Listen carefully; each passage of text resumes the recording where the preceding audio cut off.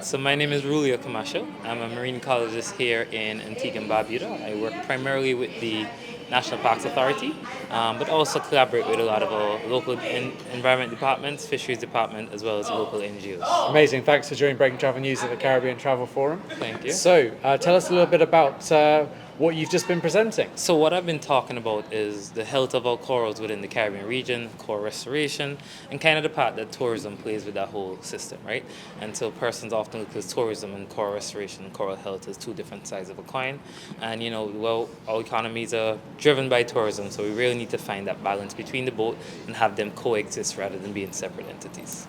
And how do you coexist those two factors? It is a challenge. It is a very big challenge, especially because coral reefs are not just being affected by tourism actions, but there's a lot of climate change impacts that are affecting them.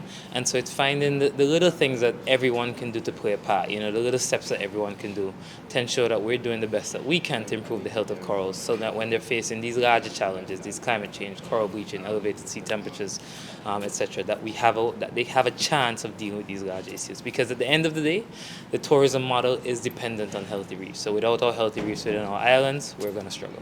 And what are those small steps you can take? One of the easy ways is pay attention to what sunscreen you're wearing. Wear reef safe sunscreen. Don't take things from the water. I always tell people that if a whale grabbed you and took you 1,000 feet underwater, you wouldn't be happy. So don't take something out the water because that won't be happy either, right?